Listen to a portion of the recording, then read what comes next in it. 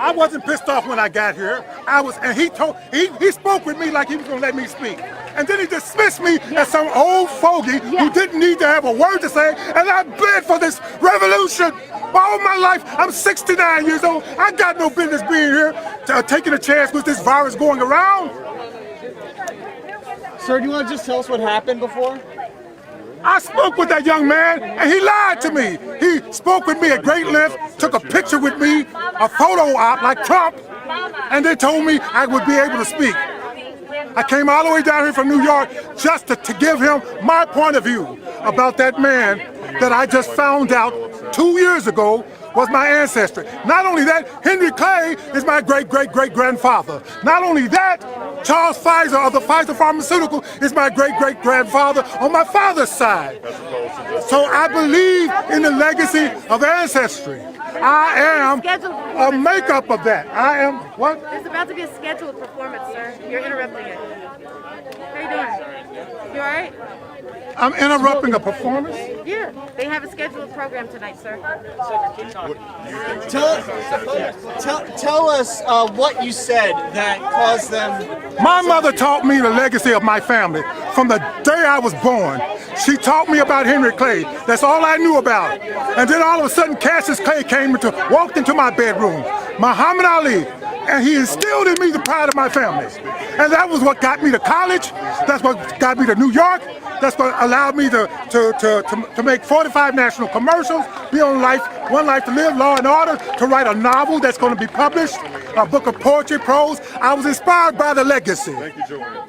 This man is an inspirer. He's not a destroyer. If you want to do something about this man, what you should do is take his ancestry, Muhammad Ali, take the money that you want to make a bill to get rid of him, put it and erect a statue of the greatest of them all right there, and bring it into the perspective of the American tradition, of American history, to show that we've come from there to here.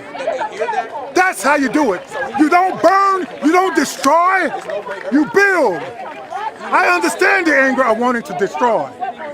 And then to say that we old people should be forgotten, should be dismissed, what kind of sense does that make?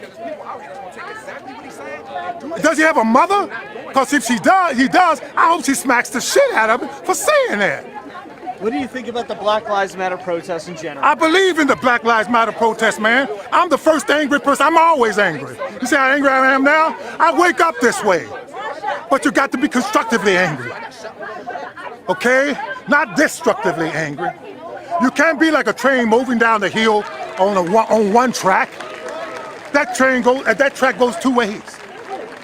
And there needs to be balance. How do you bring balance? And you know what? I told him I believed in what he was doing. I don't believe in it no more. He's become the liar on the hill. He's no different than Trump. Who's he?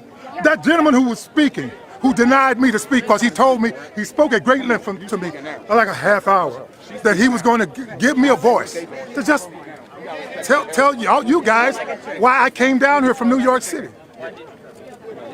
To show a different point of view. I in fact was going to get between the protesters and that statue if I had to bleed to do so. Because I'm doing it for my grandchildren. I have 3 grandchildren, 1 son. I'm doing it not only for them, I'm doing it for the black. I'm trying to maintain our history. I'm trying to maintain our history and trying to build up. Because too much of our history has been destroyed, been redacted. He wants to start from the bottom and go further down. You know, we've already been down long enough. Our history has already been denied to us long enough. That man's history was denied. As soon as I just learned or found out, like 2 years, that man is a hero in my family, he has to be destroyed now. And he is not bowing. He is not bowing at all. You see his chin lifted up? It's like mine, like Muhammad Ali. And Muhammad Ali picked up the mantle for him. In fact, everybody in my family picked up the mantle for him. Can you talk about the story of the statue from your perspective? What is your relation to the statue? my great-great-great-grandfather.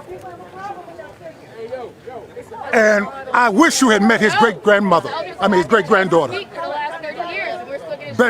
Betsy Alexander Grayhouse. She died at 99 years old. Go to my Facebook page if you want. You can learn all about this. Cedric Turner, go to my Facebook page and you will read about Betsy Alexander Grayhouse and the pride she instilled in every last one of her children. And her daughter, who had 12 children, and out of those 12 children that her daughter had, one of them had Muhammad Ali, Cassius Marcellus Clay. Now that's a legacy that they would no sooner burn for whatever reason. You know, I pray and hope that 200 years from now, that the Black Lives Matter movement won't be treated the same way that movement was treated, because that was the Black Lives Matter movement. Black Lives Matter movement back at 144 years ago. The pride of Louisville. And he's trying to take that pride from us. They're trying to take that pride from us, and I refuse to let them do that without having a voice, at least a voice. And you don't come to me and promise, no, you don't come to me and promise me you tried to quell me enough. I don't care, I'm speaking now. You don't come to me, he wouldn't let me speak, so that's why I'm doing this. You don't come to me and promise me, oh, they got to hear you. I'm gonna let them hear you.